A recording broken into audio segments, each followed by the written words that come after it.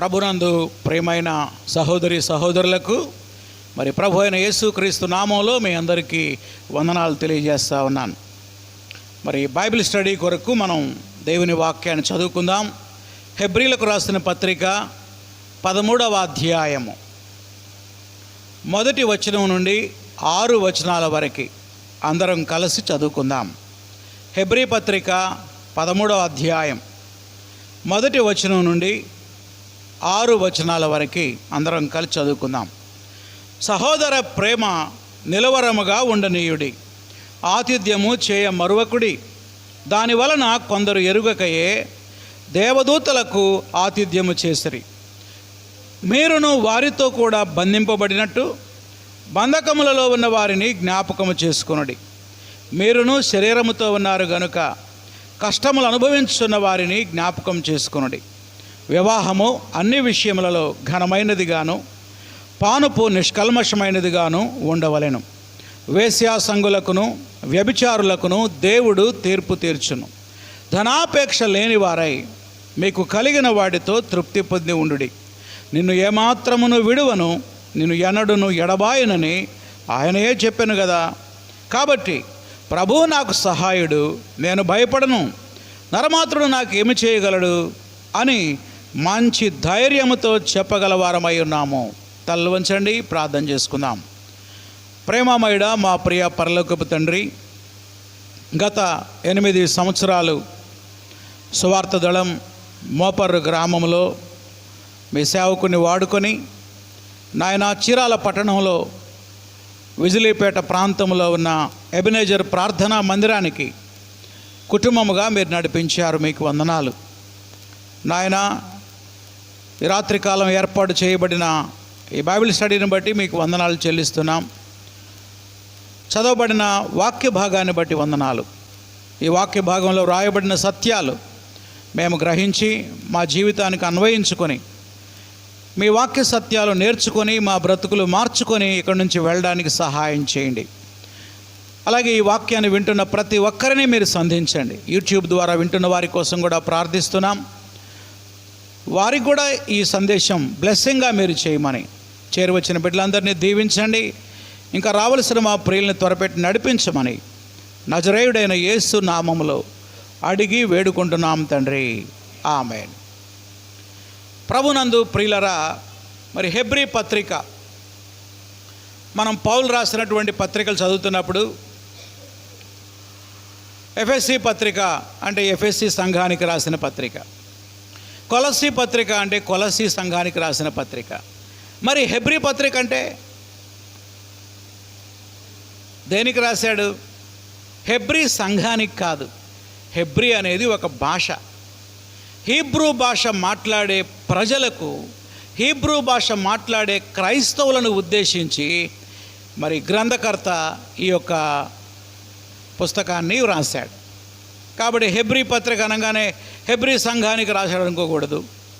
Hebrew భాష మాట్లాడే యోధా క్రైస్తవులకు రాసినటువంటి పత్రిక ఇది. ఈ పత్రికని తెలుగు బైబిల్లో అపోస్తలుడైనటువంటి పౌలు అని వ్రాయబడింది, కానీ ఇంగ్లీష్ బైబిల్లో పౌలు గారి పేరు ఉండదు అక్కడ. ఎందుకంటే చాలామంది బైబిల్ పండితులు ఇది పౌలు బహుశా రాసి ఉండకపోవచ్చు అని అభిప్రాయాన్ని వ్యక్తం చేశారు. ఎందుకంటే మిగతా పత్రికలు రాసినటువంటి విధానం వేరు, ఈ పత్రిక వ్రాయబడినటువంటి విధానం వేరు. ప్రతి పత్రికలో కూడా మొట్టమొదటి ఏం చెప్తాడు ఆయన? శుభాకాంక్షలు తెలియచేస్తాడు. మరి ఇది ఎలా స్టార్ట్ చేశాడో చూడండి. 1వ అధ్యాయం 1వ వచనం. పూర్వకాలమందు నానా సమయాలలో నానా విధములుగా ప్రవక్తల ద్వారా మన పితరులతో మాట్లాడిన దేవుడు ఈ దినముల అంతమందు కుమారుని ద్వారా మనతో మాట్లాడెను. ఆయన కుమారుని సమస్తమునకు వారసునిగా నియమించెను. ఆయన ద్వారా ప్రపంచములను నిర్మించెను. ఎక్కడైనా శుభాకాంక్షలు ఉన్నాయా? ఎక్కడైనా గ్రీటింగ్స్ ఉన్నాయా? లేవు. సాధారణంగా పౌలు రాసిన పత్రికల్లో మొట్టమొదటి 2 మాటలు కూడా మరి సంఘాలను ఉద్దేశించి వారికి శుభాకాంక్షలు తెలియజేస్తాడు. ఉదాహరణ చూడండి, కొలసీ పత్రిక 1వ అధ్యాయం 1-2 వచనాలు. కొలసీలో ఉన్న పరిశుద్ధులకు అనగా క్రీస్తునందు విశ్వాసులైన సహోదరులకు దేవుని చిత్తం వలన క్రీస్తు యేసు అపోస్తలుడైన పౌలును సహోదరుడైన తిమోతియు శుభమని చెప్పి రాయినది. మన తండ్రి అయిన దేవుని నుండి కృపయు సమాధానం మీకు కలుగునుగాక. ఇలా ఉంటాయి ఆయన ఇంట్రడక్షన్స్. పత్రిక ప్రారంభించేటప్పుడు వాళ్ళకు శుభాకాంక్షలు తెలియజేసి దేవుని ఆశీర్వాదాలతో ఆయన ప్రారంభిస్తాడు, మళ్ళీ ఆశీర్వాదాలతోనే ముగిస్తాడు. కానీ హెబ్రీ పత్రిక ఎటువంటి శుభాకాంక్షలతో మొదలుపెట్టలేదు. దీని ప్రారంభం చాలా వేరుగా ఉన్నది. అందుకనే బైబిల్ పండితులు బహుశా ఇది పౌలు రాసి ఉండకపోవచ్చు అని అంటారు. ఏది ఏమైనా ఎవరు రాసినా అల్టిమేట్గా మనం నమ్మేది పరిశుద్ధాత్మ దేవుని ప్రేరేపణ చేత ఈ గ్రంథం వ్రాయబడింది. మరి ఈ గ్రంథం యొక్క ముఖ్యమైన సారాంశం ఏంటంటే ద సుప్రిమసీ ఆఫ్ క్రైస్ట్, అనగా క్రీస్తు యొక్క ఔన్నత్యం. ఏంటి చెప్పండి, అందరు చెప్పాల. క్రీస్తు యొక్క ఔన్నత్యం. ఎందుకు ఈ అంశాన్ని రచయిత ఎన్నుకున్నాడంటే చాలామంది యూదుల్లో నుండి యేసుక్రీస్తును అంగీకరించారు. అప్పుడప్పుడే యోధా మతం అనేది ప్రభుత్వం చేత ఆమోదించబడిన మతం. అప్పుడప్పుడే కొత్తగా క్రైస్తవ్యం ప్రారంభమైంది. క్రైస్తవ్యం ఇంకా ప్రభుత్వం చేత గుర్తించబడలేదు. ఎవరైతే క్రైస్తవులుగా మారుతున్నారో అలాంటి వారిని రోమా ప్రభుత్వం హింసించడం ప్రారంభించింది. ఈ హింసలకు తట్టుకోలేక యోధా మతం నుండి వచ్చినటువంటి కొంతమంది క్రైస్తవులు ఏమనుకుంటున్నారంటే ఈ క్రైస్తవ్యం కంటే ఆ యోధా మతమే బాగుందనుకుంటున్నారు. దేనికంటే ఈ క్రైస్తవ్యం కంటే మాకేది బాగుంది, యోధా మతం బాగుంది. ఎందుకంటే ఈ క్రీస్తుని నమ్ముకున్నాక మనకు అన్ని కష్టాలే, బాధలే, హింసలే. బెటర్ ఏంటంటే it is better to go back to Judaism, మళ్ళీ వెనక్కి యోధా మతంలోకి వెళ్తే మంచిది అని యోధా మతం నుండి విశ్వాసం ఉంచిన విశ్వాసులు అనుకుంటున్నారు. అప్పుడు అలా వెనక్కి వెళ్దామనే ఆలోచనతో ఉన్నటువంటి హెబ్రీ క్రైస్తవులను ఉద్దేశించి పౌలు గారు అంటున్నాడు, ఈ యొక్క రచయిత అంటాడు, ఎందుకు మీరు వెనక్కి వెళ్దాం అనుకుంటున్నారు? క్రైస్తవ్యం కంటే యోధా మతం అంత శ్రేష్టమైంది ఏం కాదు. యోధా మతం కంటే క్రైస్తవ్యం చాలా శ్రేష్టమైనది. యోధా మతంలో ఉన్నటువంటి మోషే కంటే యేసుక్రీస్తు శ్రేష్టమైన వాడు. యోధా మతంలో ఉన్న అహరోను కంటే యేసుక్రీస్తు శ్రేష్టమైన వాడు. యోధా మతంలో ఉన్నటువంటి యెహోషువ కంటే యేసుక్రీస్తు శ్రేష్టమైన వాడు. యోధా మతంలో ఉన్న యాజక ధర్మం కంటే యేసుక్రీస్తు యొక్క యాజకత్వం చాలా శ్రేష్టమైనదని.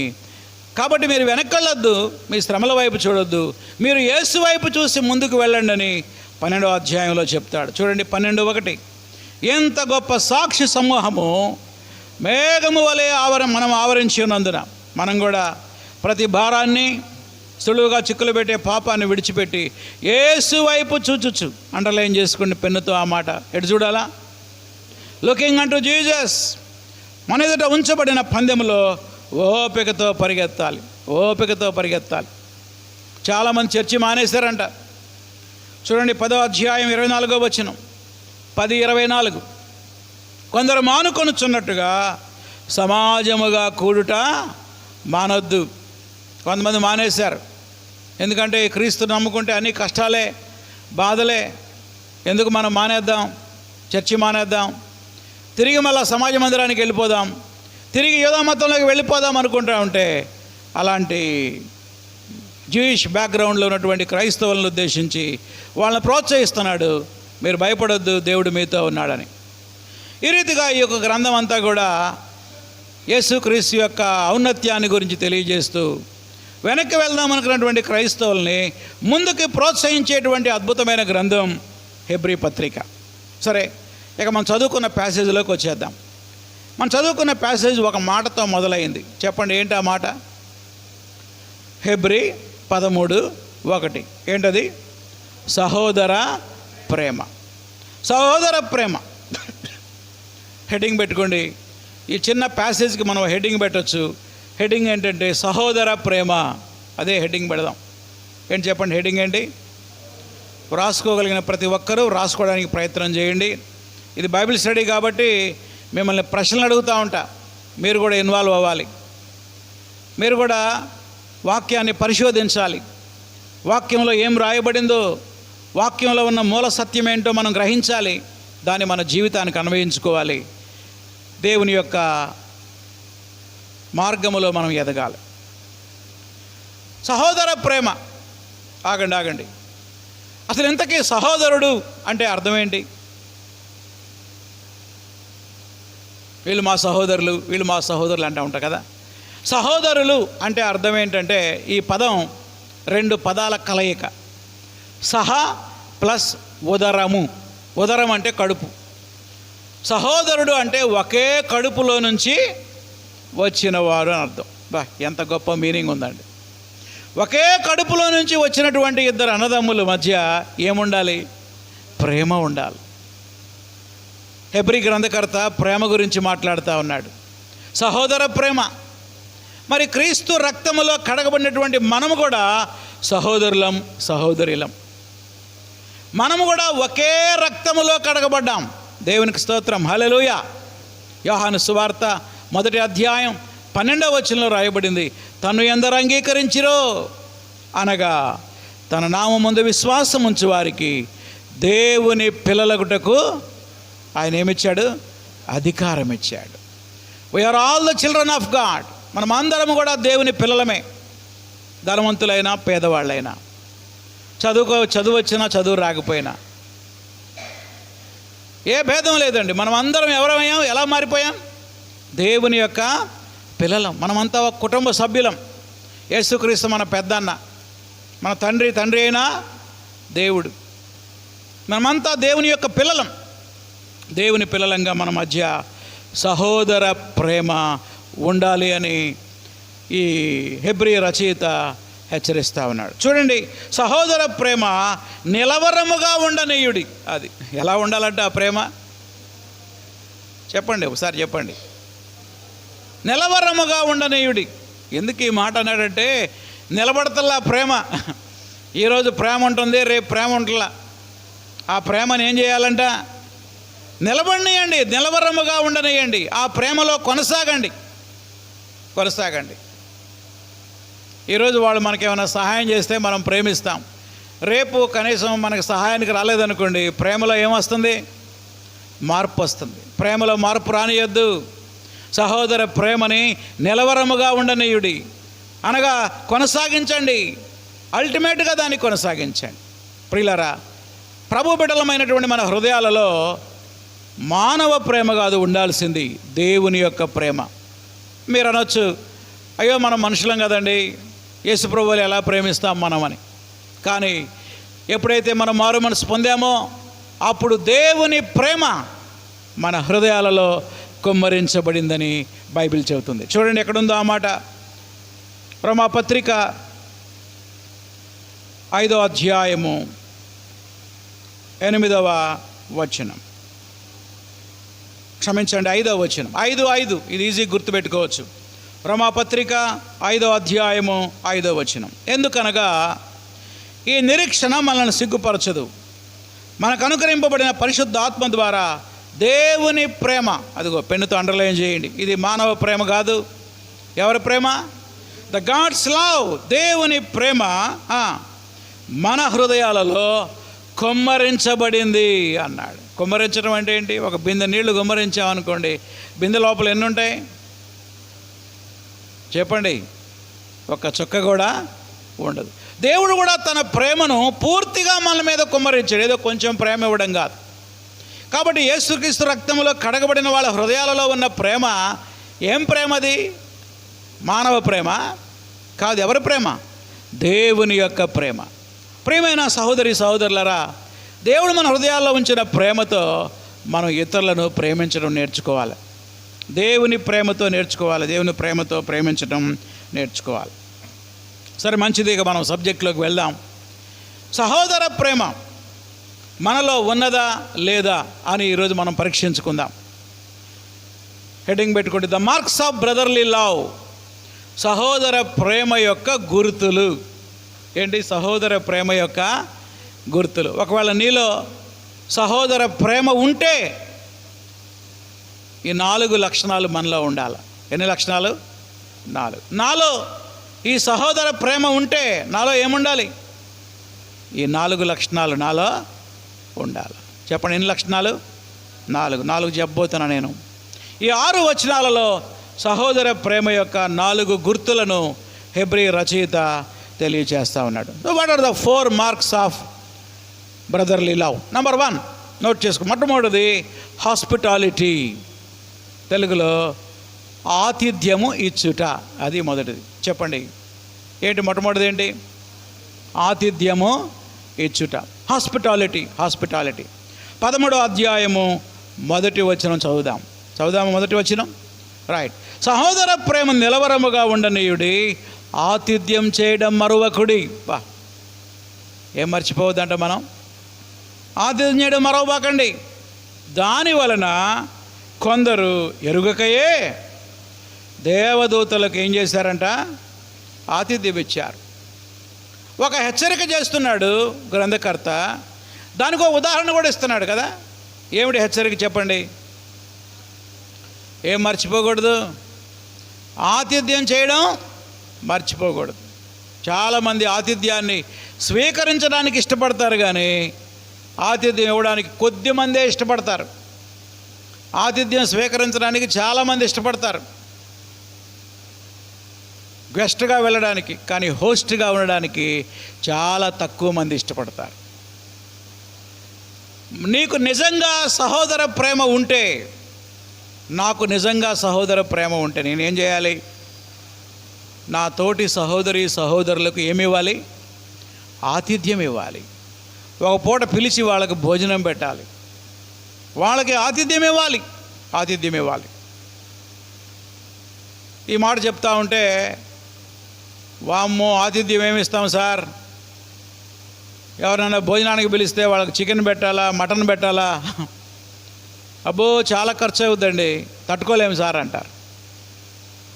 నేను అంటాను, ఆతిథ్యం అంటే అర్థం ఏంటంటే, రాసుకోండి ఈ మాట, ఆతిథ్యం అంటే ఆశలు తీర్చడం కాదు, ఆకలి తీర్చడం. చెప్పండి ఒకసారి.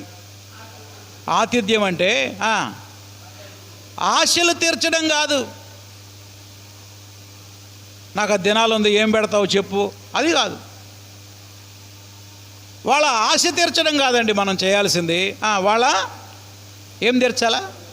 ఆకలి తీర్చాలి, అంతే. ఆకలి తీర్చాలి.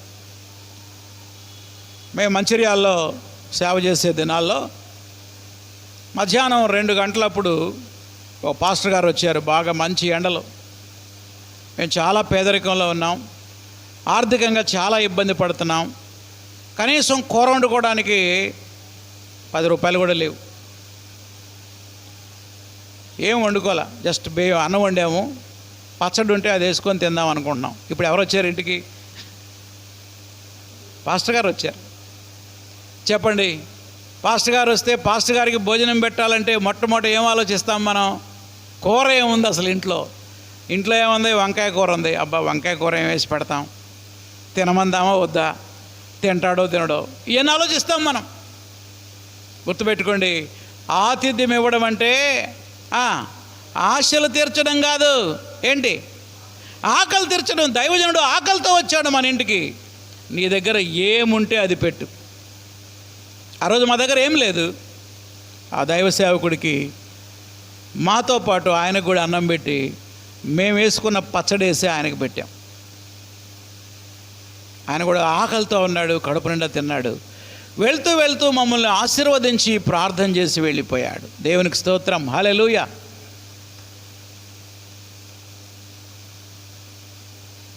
అదండి ఆతిథ్యం ఇవ్వడం అంటే.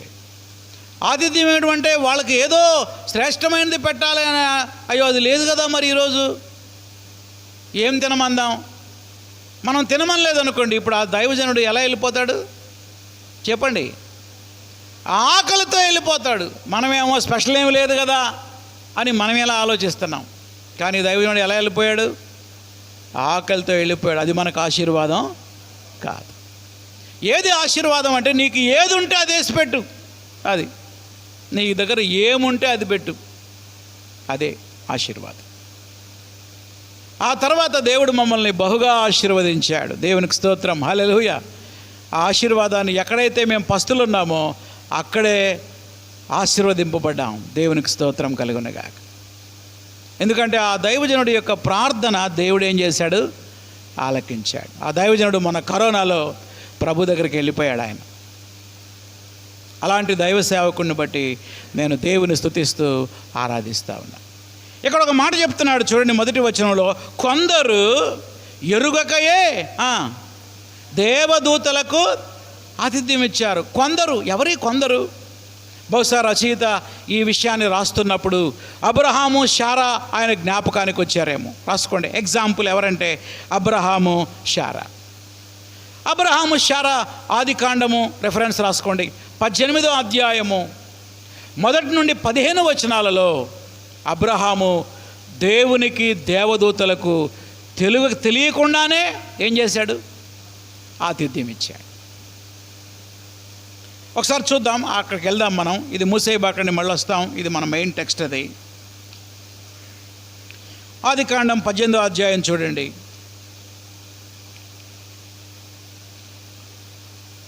మొదటి వచనం, మరియు మమ్మిరే దగ్గర ఉన్న సింధూర వనములో అబ్రహాము ఎండవేళ గుడారపు ద్వారం ముందు కూర్చుని ఉన్నప్పుడు యెహోవా అతనికి కనబడింది. ఏ టైంలో వచ్చారండి వీళ్ళు? పరలోకం నుంచి దేవుడు, 2 దేవదూతలు వచ్చారు. వాళ్ళు ఒక పని మీద వచ్చారు, సొదొమ గొమొర్రా పట్టణాన్ని నాశనం చేయడానికి. ఎండవేళ, బహుశా నేను అనుకుంటా మధ్యాహ్నం 2 అయిందేమో.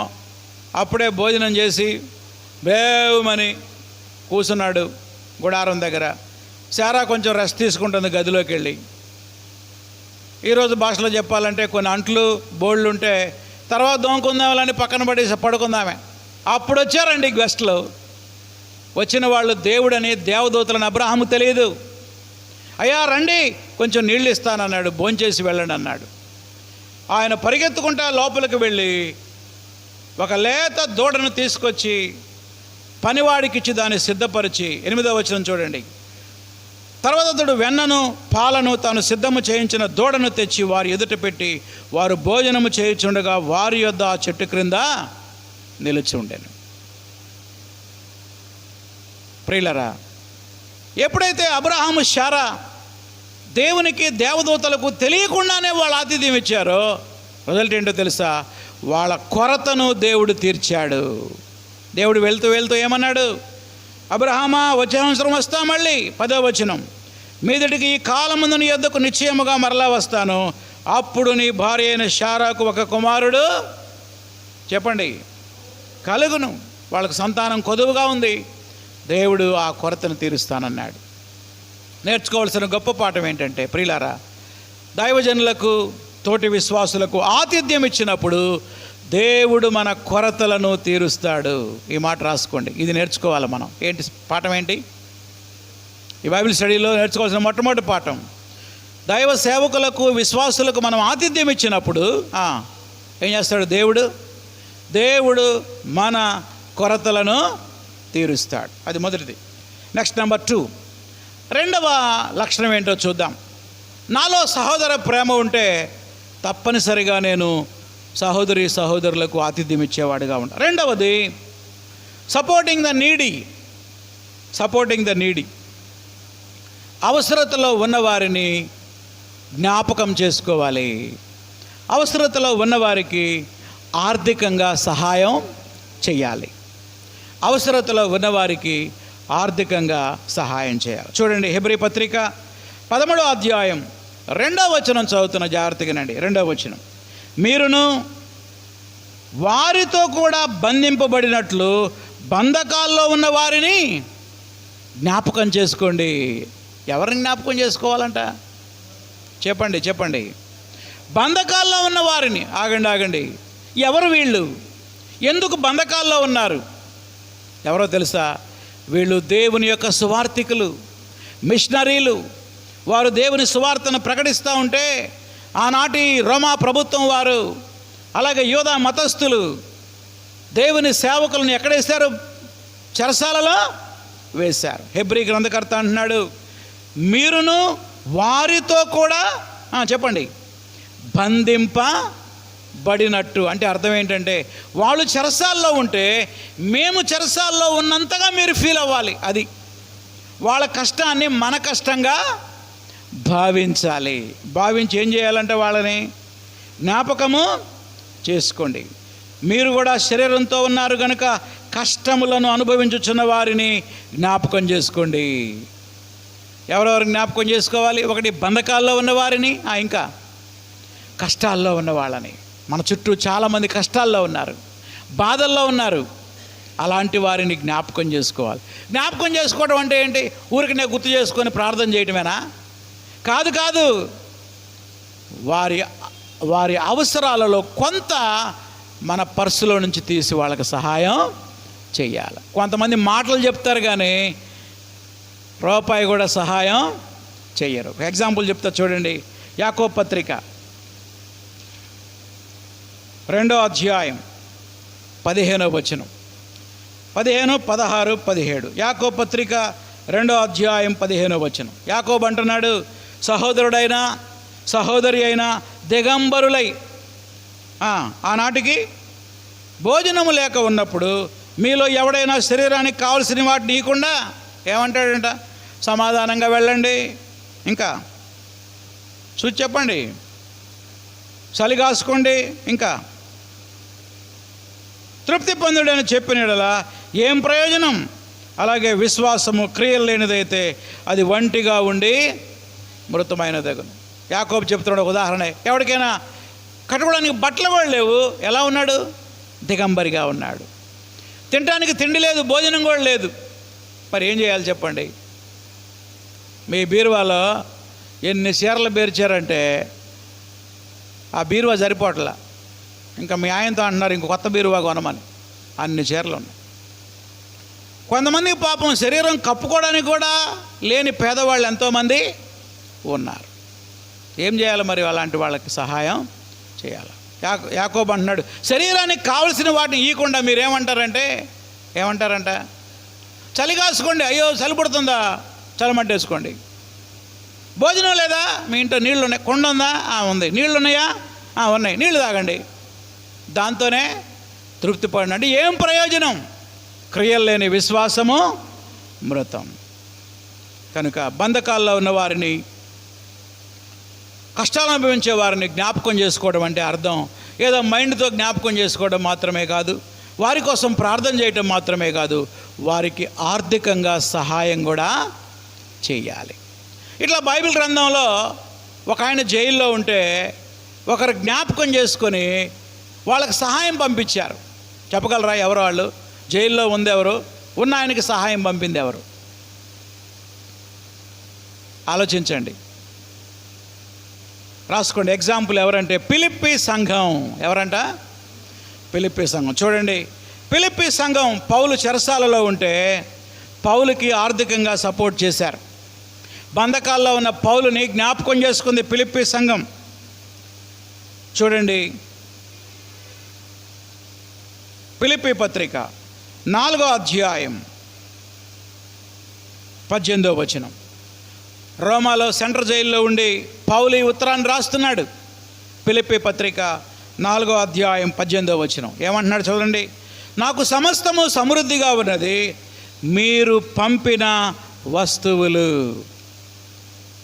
ఎపఫ్రొదితు వలన పుచ్చుకొని ఏమీ తక్కువ లేకుండా ఉన్నాను. అవి మనోహరమైన సువాసనయు దేవునికి ప్రీతికరమును ఇష్టమునైన యాగమునై ఉన్నవి. ఫిలిప్పీ సంఘం పౌలుని ఎంత ప్రేమించిందంటే పౌలు చెరసాల్లో ఉన్నాడని కొన్ని డబ్బులు, కొన్ని వస్తువులు, ఆయనకు అవసరమైన వస్తువులు ప్యాకింగ్ చేసి ఎవరి చేత పంపించారంట? ఎపఫ్రొదితు చేత పంపించారు. అవన్నీ తీసుకొని పౌలు ఈ ఉత్తరం రాస్తున్నాడు. వాళ్ళు పంపిన ఆ దుప్పటి కప్పుకొని పెన్ను పేపర్తో ఉత్తరం రాస్తున్నాడు. మీరు పంపిన వస్తువులు అందినయి, నాకు కూడా ఏమీ తక్కువ లేదు. మీరు పంపిన వస్తువులు మనోహరమైన సువాసన.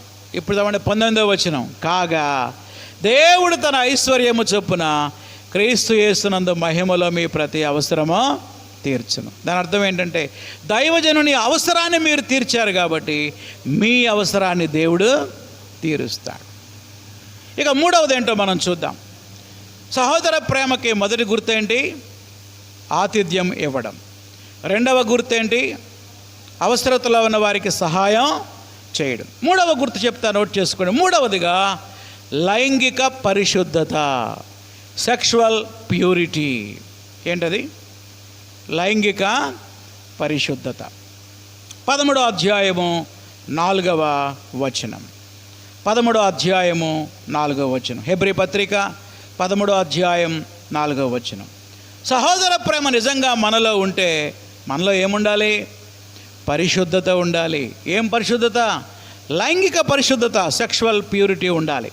చూడండి 13వ అధ్యాయం 4వ వచనం. వివాహము అన్ని విషయములలో ఘనమైనదిగాను పానుపు నిష్కల్మషమైనదిగాను ఉండవలెను. ఎందుకు ఉండాలి? ఎందుకంటే వేశ్యాసంగులకును వ్యభిచారులకును దేవుడు తీర్పు తీరుస్తాడు. అందుకు ప్రియమైన సోదరి సోదరులారా, భార్యాభర్తల మధ్య శారీరక సంబంధం చాలా పవిత్రమైనది. అది పాపం కాదు. మరి ఏది పాపం? ఏది పాపం అంటే నీ భార్యతో కాక పరస్త్రీలతో అక్రమ సంబంధం కలిగి ఉండడం ఘోరమైన పాపం. నీ భర్తతో కాకుండా పరపురుషులతో అక్రమ సంబంధంలో ఉండడం ఘోరమైనటువంటి పాపం. ఎందుకు? దేవుడు ఏం చేస్తాడంటే వేశ్యాసంగులకును ఇంకా ఎవరికి? వ్యభిచారులకు ఏం చేస్తాడు? దేవుడు తీర్పు తీరుస్తాడు. పెళ్లి రోజున ఒక ప్రమాణం చేశాం మనం, అది ఎప్పుడూ మర్చిపోకూడదు. నేను నిన్ను ప్రేమించి ఆదరించి సుఖదుఖముల యందు సంరక్షించి ఇతరులను ఎవరిని ఆశింపక జీవితాంతం నీతోనే కాపురం చేస్తాను. ఆ ప్రమాణం మర్చిపోయామేమో, జాగ్రత్త.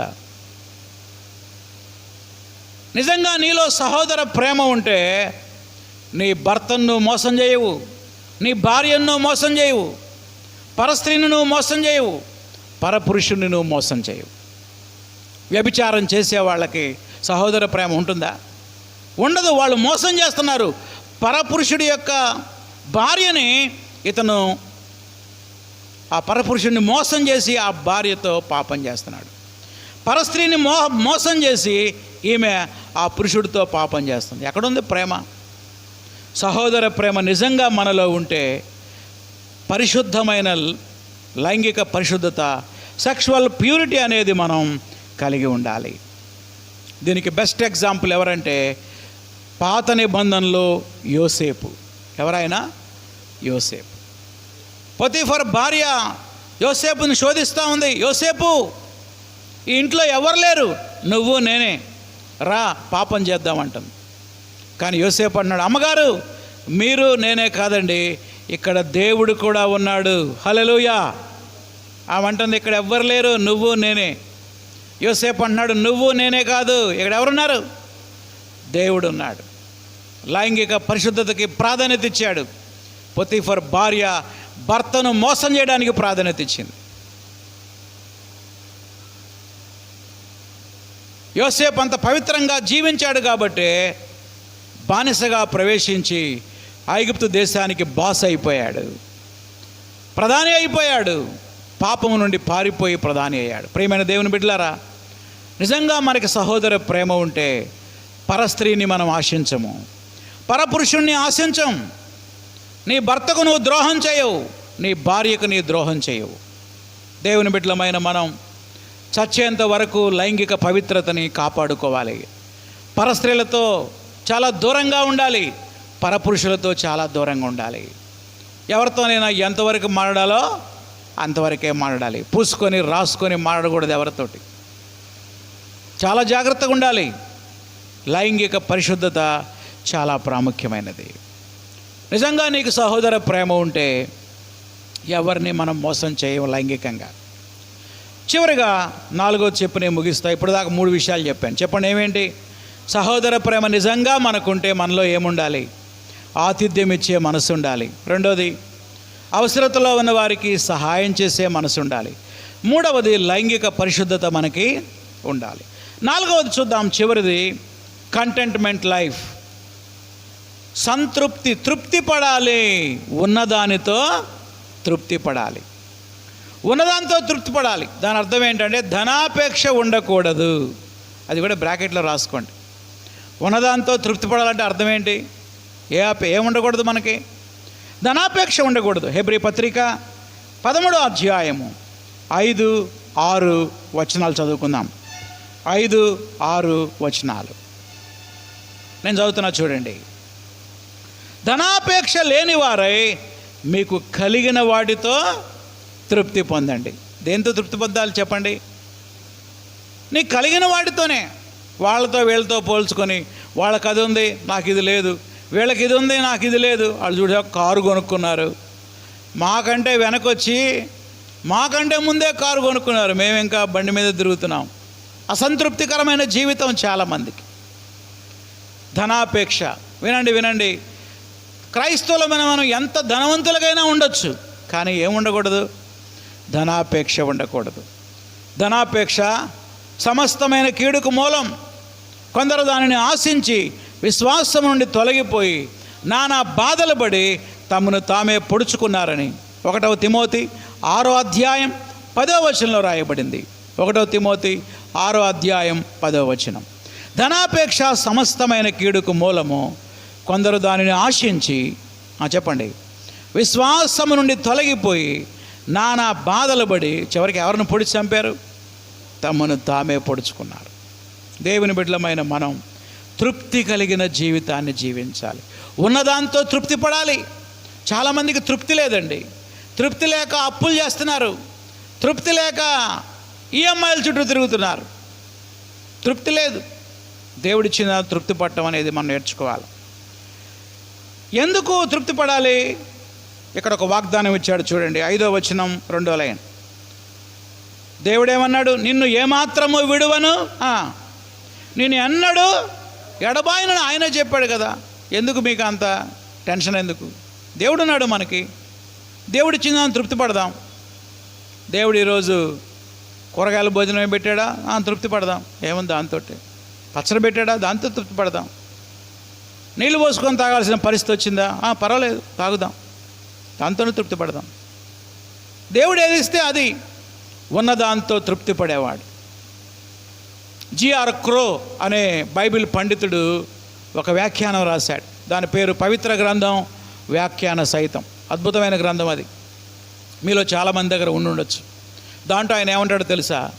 ఈ ప్రపంచంలో గొప్ప ధనవంతుడు ఎవరంటే ఉన్నదానితో తృప్తి పడేవాడే అన్నాడు.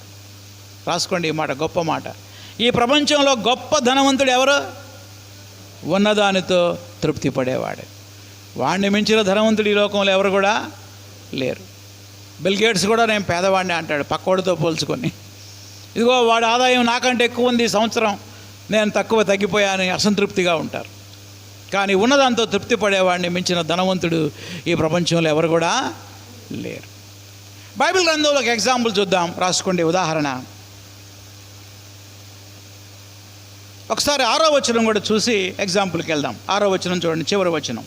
కాబట్టి ప్రభువు నాకు సహాయుడు, నేను భయపడను, నరమాత్రుడు నాకేమి చేయగలరని మంచి ధైర్యముతో చెప్పగలవారమై ఉన్నాం. మనం ఎన్ని కష్టాలు వచ్చినా బాధలు వచ్చినా ఏమున్నా లేకపోయినా ధైర్యంగా చెప్పాలా. ఏం చెప్పాలా? ప్రభువు నాకు సహాయుడు. అందరూ చెప్పండి ఒకసారి ఈ మాట. నా వైపు చూసి చెప్పండి, నా వైపు చూడండి ఒకసారి. ప్రభువు నాకు సహాయుడు, నేను భయపడను. ఇలా చెప్పండి, ప్రభువు నాకు సహాయుడు, నేను భయపడను. ఎలా చెప్పాలంటే ధైర్యంగా చెప్పాలి. ఎందుకంటే ఆయన మనల్ని విడువనన్నాడు, ఎడబాయనన్నాడు. దీనికి బెస్ట్ ఎగ్జాంపుల్ ఎవరంటే అపోస్తలుడైన పౌలు. ఎవరైనా? అపోస్తలుడైన పౌలు. చూడండి, ఫిలిప్పీ పత్రిక 4వ అధ్యాయంలో పౌలు గారు ఉన్నదాంతో ఎలా తృప్తి పడ్డాడో చెప్తాడు. ఫిలిప్పీ పత్రిక 4వ అధ్యాయం 11వ వచనం, 11 నుంచి 12 వచనాలు. నాకు కొదువ కలిగినందున, బైబిల్ చూస్తున్నారా, నేను ఎలాగూ చెప్పుటలేదు. పెన్నుతో అండర్లైన్ చేసుకోండి. నేను ఏ స్థితిలో ఉన్నాను ఆ స్థితిలో సంతృప్తి కలిగి ఉండడం నేర్చుకొని ఉన్నాను. అందరం ఒకసారి చదువుదా, నాతో పాటు చదవండి మీరు కూడా. నేను ఏ స్థితిలో ఉన్నాను ఆ స్థితిలో సంతృప్తి కలిగి ఉండా నేర్చుకొని ఉన్నాను. నేర్చుకోవాలండి మనం కూడా. ఏం నేర్చుకోవాలి? ఏ స్థితిలో ఉన్నా ఆ స్థితిలో ఏముండాలి? తృప్తి. ఏమిటి ఆ స్థితి? 12వ వచనం, దీన స్థితిలో ఉండ ఎరుగుదును, సంపన్న స్థితిలో ఉండ ఎరుగుదును. ప్రతి విషయంలోనూ అన్ని కార్యములలో కడుపు నిండి ఉండడం తెలుసు, ఆకలిగా ఉండటం నాకు తెలుసు, సమృద్ధి కలిగి ఉండటం తెలుసు, లేమిలో ఉండటం కూడా నేను నేర్చుకున్నా. ఎట్లా నేర్చుకున్నావు సార్? ఎట్లా అంట? 13వ వచనం, నన్ను బలపరుచువాని యందే నేను సమస్తము చేయగలను. పౌలు ఆకలితో ఉన్నప్పుడు తృప్తిగానే ఉన్నాడు, కడుపు నిండినప్పుడు కూడా తృప్తిగా ఉన్నాడు. చెప్పండి, కడుపు నిండినప్పుడు మనం చాలా తృప్తిగా ఉంటాం. మరి ఒప్పోటి అన్నం దొరకపోతే తృప్తిగా ఉంటామా? సనగడం కొనగడం స్టార్ట్ చేస్తాం. దేవుడి మీద సణుగుతాం, మనుషుల మీద సణుగుతూ ఉంటాం. ప్రియులారా, సంతృప్తికరమైన జీవితం నేర్చుకోవాలి మనం. పౌలు అంటాడు, సంతుష్టి సహితమైన దైవభక్తి గొప్ప లాభ సాధనం అని చెప్తాడు. ఆ వచనం మీద ఒక పాట రాశా నేను, ఈ కంటెంట్మెంట్ లైఫ్ మీద. సంతుష్టి సహితమైన దైవభక్తే గొప్ప లాభ సాధనము, సణగక గొణగక అలగక వెరువక సంతృప్తితో దైవభక్తిలో సాగిపోవుదమా. ఒక చరణం పౌలు మీద రాశా, ఇదే వచనం మీద. దీన స్థితిలోనైనను, సంపన్న స్థితిలోనైనను, దీన స్థితిలోనైనను, సంపన్న స్థితిలోనైనను,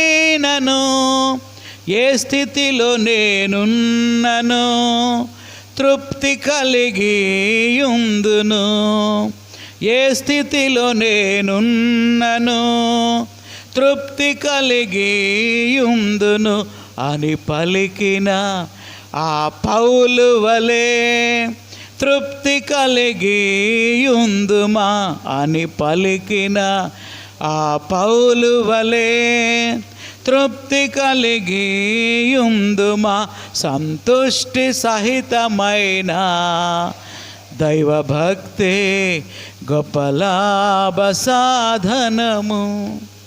ప్రియులారా, నేను ముగించబోతున్నా. ఈ బైబిల్ స్టడీలో ఒక విషయాన్ని మనం ఇప్పుడు దాకా అధ్యయనం చేశాం. ఏమిటి ఆ విషయం? సహోదర ప్రేమ యొక్క నిజమైన గుర్తులు, the marks of brotherly love. మనమందరం సహోదరులము, ఒకే రక్తములో కడగబడిన బిడ్డలం. మన మధ్య సహోదర ప్రేమ ఉండాలి. నిజంగా మనకి ఒకరి పట్ల ఒకరికి ప్రేమ ఉంటే ఈ 4 లక్షణాలు మనలో ఉండాలి. చెప్పండి, ఏమేంటి? చూడకుండా చెప్పగలరా? 1, ఆతిథ్యం ఇచ్చే మనస్సు. 2వది, అవసరతలో ఉన్న వారికి ఆర్థికంగా సహాయం చేయడం. 3వది, లైంగిక పరిశుద్ధత, సెక్షువల్ ప్యూరిటీ. 4వది, ఉన్నదానితో తృప్తి పడటం. ప్రార్థన చేసుకుందాం. తలలు వంచండి, వీలైతే మోకరించండి. ఈ బైబిల్ స్టడీ ద్వారా దేవుడు మనతో మాట్లాడిన ప్రతి మాటను బట్టి మనం ప్రార్థన చేసుకుందాం. ఆతిథ్యం అంటే ఆశలు తీర్చడం కాదు, ఆకలి తీర్చడం అనే సత్యాన్ని మనం గుర్తించాం. ప్రార్థన చేసుకుందాం. ప్రభువా, ఆతిథ్యం ఇచ్చే మనసు నాకు దయచేయి, నాకు కూడా దయచేయి ప్రభువా. ముఖ్యంగా కష్టాలు అనుభవించే వారిని జ్ఞాపకం చేసుకొని వారికి ఆర్థికంగా సహాయం చేసే మనసు ఇయ్యా అని ప్రార్థన చేసుకుందాం. లైంగిక పరిశుద్ధత సంగతి ఏంటి? ఒక స్త్రీని మోహపు చూపుతో చూస్తేనే వ్యభిచారం అంటున్నాడు ప్రభు.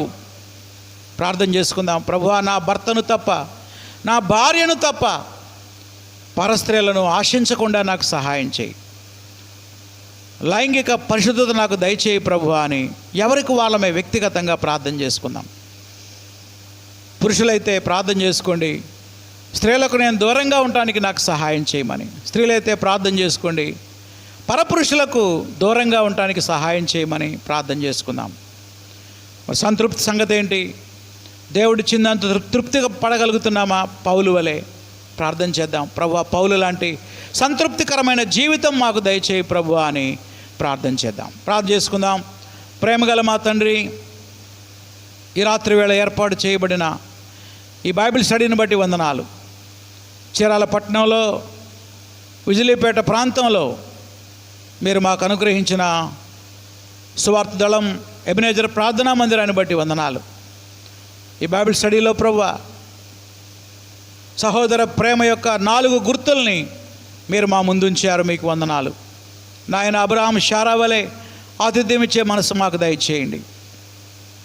ముఖ్యంగా ఫిలిప్పీ సంఘం బంధకాల్లో ఉన్న పౌలుని జ్ఞాపకం చేసుకున్నట్టుగా ప్రభువా, కష్టాల్లో ఉన్న వారికి సహాయం చేసే మనసు ఇవ్వండి అయ్యా.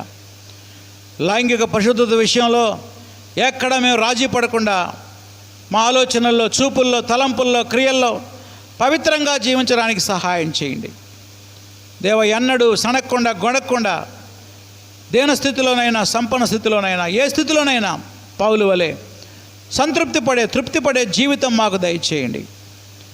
మా యొక్క సంఘాన్ని, సహవాసాన్ని మీరు దీవించండి. ఈరోజు బైబిల్ స్టడీకి వచ్చిన ప్రతి బిడ్డను బట్టి వందనాలు.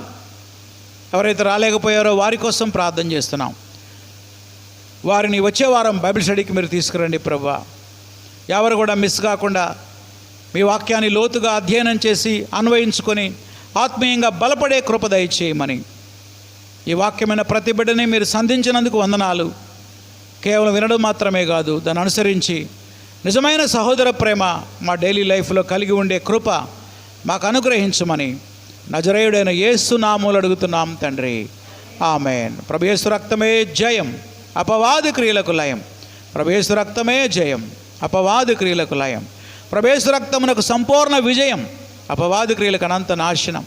హల్లెలూయా, స్తుతి స్తోత్రం, ఆమేన్. మన తండ్రి అయిన దేవుని ప్రేమయు, ప్రభు అయిన యేసుక్రీస్తు కృపయు, పరిశుద్ధాత్మ అన్యోన్య సహవాసం ఇప్పుడు ఎల్లప్పుడూ సదాకాలం మనందరికీ తోడై ఉండునుగాక, ఆమేన్. అందరికీ వందనాలు.